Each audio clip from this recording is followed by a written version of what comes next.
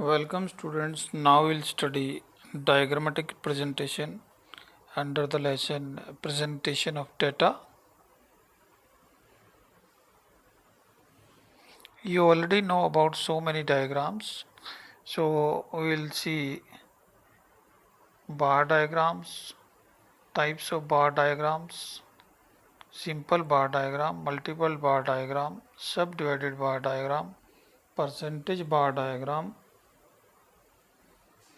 pie diagram, frequency diagram, or histogram with equal and unequal frequency, frequency polygon, frequency curve, ogive और cumulative frequency curve. तो इनमें से काफ़ी diagram आप लोग पहले भी पढ़ चुके हैं, अभी उसको थोड़ा और डिटेल में पढ़ेंगे। तो सबसे पहले हम पढ़ेंगे बार ग्राफ के बारे में। बार diagrams in which any data is presented in form of bars. Different height bars are there. You can see here. You must have studied these types of diagrams in your previous classes also. So these are very easy to draw. अब हम देखेंगे parts of bar graph, इसमें क्या क्या part होते हैं। So bar graphs are an excellent way to show results that happen one time. It is an easy comparison tool for surveys, inventories, and this type of data. The bar graph is marked off with a series of lines called grid lines. जो भी lines इसमें draw की जाएंगी with a series of lines, तो उसको grid lines बोलते हैं। बार graphs can be horizontal और वर्टिकल। इसको हम हॉरिजॉन्टल वर्टिकल दोनों शेप में बना सकते हैं। Both kinds will have two axis, एक एक्स एक्सिस रहेगा, एक वाई एक्सिस रहेगा। One axis gives the frequency, एक एक्सिस में हम फ्रीक्वेंसी देखते हैं, चाहे तो आप उसको एक्स एक्सिस में दिखाइए चाहे वाई एक्सिस में। And the other axis gives the group data, और दूसरे एक्सिस में ग्रुप डाटा जो आपका मेन डाटा दिया रहेगा वो रहेगा। बार graphs must also have a title and labels on the axis. अब इसके दोनों एक्सिस में हमको लेबल्स दिखाने हैं और उसका एक टाइटल रहना चाहिए। तो आप देख सकते हैं इसको हम वर्टिकली भी बना सकते हैं और हॉरिजॉन्टली भी बना सकते हैं। तो पहला डायग्राम वर्टिकल शेप को दिखा रहा है और दूसरा डायग्राम हॉरिजॉन्टल शेप को दिखा रहा है।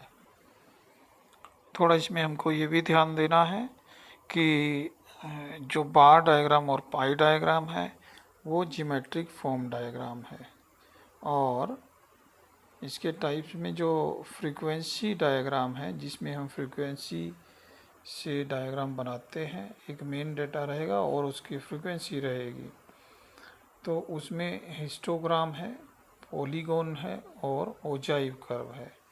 इसमें फ्रीक्वेंसी दी रहेगी या हमको कैलकुलेट करनी पड़ेगी। तो ये है हमारे फ्रीक्वेंसी डायग्राम। और तीसरा है अरिथमेटिक लाइन ग्राफ्स और टाइम सीरीज ग्राफ्स।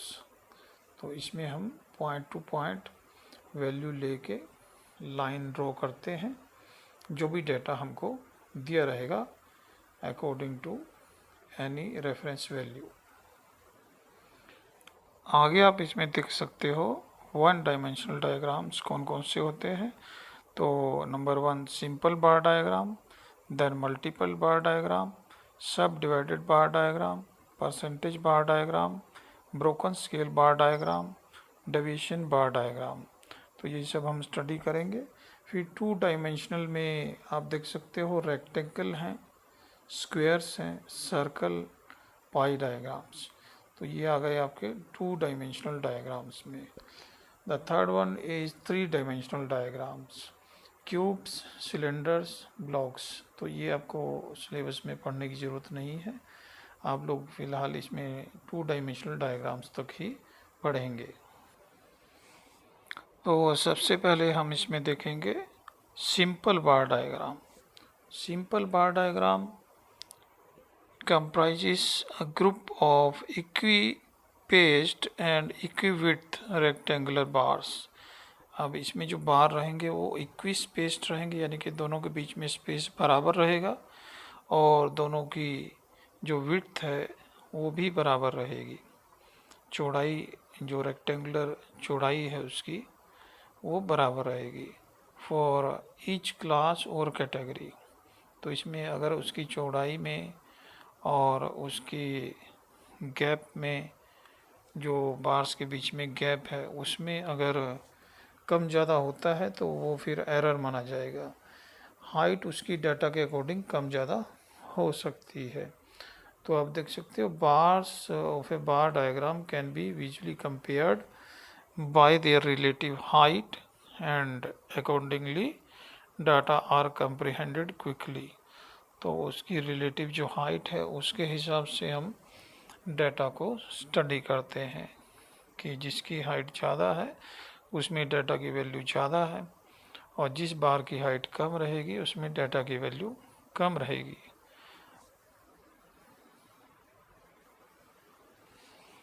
अब इस पिक्चर में आप देख सकते हैं एक सिंपल बार डायग्राम जिसमें एक ही वेरिएबल को लिया गया है। आप सबसे पहले टेबल में देखेंगे, टेबल में ए की वैल्यू 300 है, बी की वैल्यू 250 है। इस तरह से जो वैल्यू दी गई है उससे हम वर्टिकल और हॉरिजॉन्टल किसी भी तरह का बार डायग्राम ड्रॉ कर सकते हैं।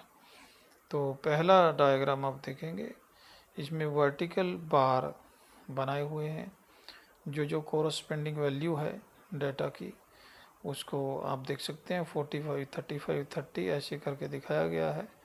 और इसमें ध्यान देने वाली बात है कि जो बार्स की विड्थ है वो आपको बराबर रखनी है और इन बार्स के बीच में जो गैप है वो भी आप देख सकते हो बराबर लिया गया है। नेक्स्ट आप देख सकते हो हॉरिजॉन्टल बार डायग्राम। हॉरिजॉन्टल बार डायग्राम में हॉरिजॉन्टल बार्स ली गई है और नीचे से वैल्यू स्टार्ट हो रही है 50, 100, 150। तो इसका टेबल दूसरा है। तो पहला जो टेबल है वो वर्टिकल बार डायग्राम के लिए यूज़ किया गया है और आप देख सकते हो, और दूसरा हॉरिजॉन्टल बार डायग्राम है। तो इसमें भी जो बार्स की विड्थ है वो बराबर रखी गई है और उसका जो गैप है आप देख सकते हो विड्थ के साथ साथ गैप को भी बराबर रखा गया है।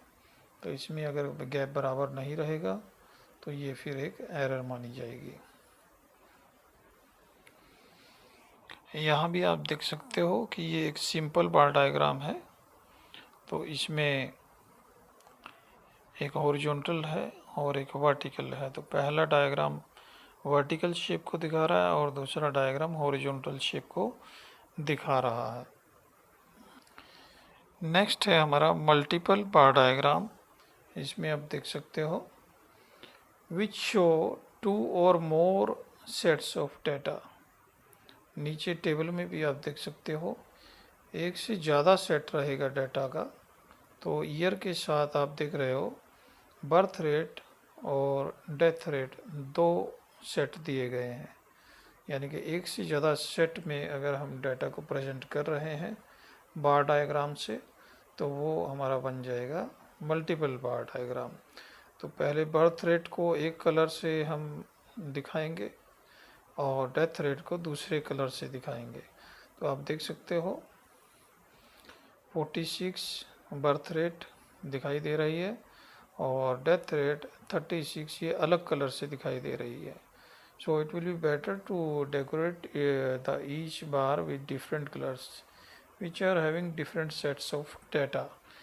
For example, birth rate has been given different color, death rate has been given different color. So likewise you can construct the other bars also. You can see the total diagram.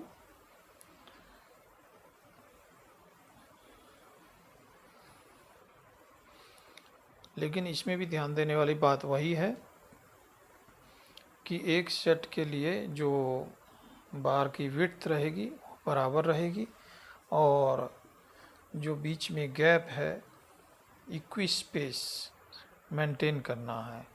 तो bars के बीच में जो space आप देख रहे हो ये भी इक्वली मेंटेन करना है। अगले डायग्राम में आप देख सकते हो 3 सेट के डेटा के लिए 3 बार बनाए गए हैं और तीनों को अलग कलर दिए गए हैं, first quarter, second quarter, third quarter और फोर्थ क्वार्टर। तो ये भी हमारा मल्टीपल बार डायग्राम है। तो इसमें भी डेटा के कितने भी सेट हो सकते हैं, और इसमें ध्यान वही रखना है कि बार्स की विड्थ एक सेट के लिए बराबर होनी चाहिए और इनके बीच में जो गैप है वो बराबर होना चाहिए। और हर साल के लिए या हर क्वार्टर के लिए जो हम बार्स बनाएंगे वो आपस में अटैच रहेंगे। तो इसमें आप देख सकते हो कि बार्स आपस में अटैच हैं ईयर वाइज, और नेक्स्ट डायग्राम में क्वार्टर वाइज। तो हर ईयर के लिए बार आपस में अटैच किए गए हैं। नेक्स्ट है हमारा कंपोनेंट बार डायग्राम। तो कंपोनेंट बार डायग्राम को सब डिवाइडेड बार डायग्राम भी बोलते हैं, क्योंकि इसमें एक ही बार में कई पार्ट्स को हम दिखा सकते हैं, तो इसीलिए इसको सब डिवाइडेड बार डायग्राम बोला जा रहा है। इसका एग्जाम्पल हम आगे देखेंगे। अब ये एग्जाम्पल आप देख सकते हो, इसमें अलग अलग साल के लिए अलग अलग पार्ट्स दिखाए गए हैं। जैसे हाइड्रो इलेक्ट्रिसिटी 2015-16 में 46-64 ये दिया हुआ है। तो इसमें हम 2 पार्ट्स इसमें दिए गए हैं, इसमें दोनों को हम टोटल करेंगे पहले। तो पहले टोटल करके उसके बराबर एक बार बनाया जाएगा। जैसे पहला एग्जांपल लेते हैं, 2015-16 में 46 और 64 को ऐड करके हमारे पास 110 आया है। तो पहला बार 110 के बराबर बनेगा, फिर उसके 2 पार्ट हम डिवाइड कर देंगे। तो पहला निशान हम लगाएंगे 64 पे, फिर उसके बाद जो स्पेस बचेगा उसमें उसकी वैल्यू रह जाएगी 46, या आप पहले 46 को निशान लगा सकते हो और उसके बाद 64 का एरिया बाकी रह जाएगा। तो पहले टोटल कर लिया जाएगा, टोटल करने के बाद उसको 2 पार्ट्स में दिखाया जाएगा। तो इसी तरह से बाकी पार्ट्स भी हम दिखा देते हैं। जैसे कि आप देख सकते हो 121 के 2 पार्ट किए गए हैं, ऐसे ही 130 और 140 के। तो ये टोटल आपको टोटल इसमें नहीं दिया रहेगा, डाटा में केवल 2 या 3 चीज़ें दी रहेंगी, उनको आपको टोटल करना है, उसके बराबर बार बनाना है और उसको डिफरेंट पार्ट में आपको डिवाइड कर देना है। तो इसके लिए हम क्यूमुलेटिव सम का भी यूज़ कर सकते हैं अगर डाटा 2 से ज़्यादा सेट में दिया हुआ है। तो इस एग्जांपल में आप देख सकते हो, अगर 2 से ज़्यादा सेट का डाटा है तो उसको हम क्यूमुलेटिव सम अगर कर लें तो हमको निशान लगाने में इजी रहता है, तो उसके जो पार्ट्स हैं वो हम इजीली बना सकते हैं। अब आप देख सकते हो फॉर एग्जांपल मई का डाटा दिया है 15, 40, 25 लाइक दिस। तो इसको हमने क्यूमुलेटिव सम किया है, नीचे आप देख सकते हो 15 + 40 = 55। Then next 55 + 25 = 80।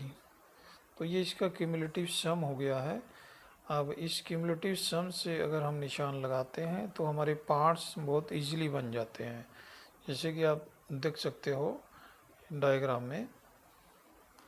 तो जो मार्किंग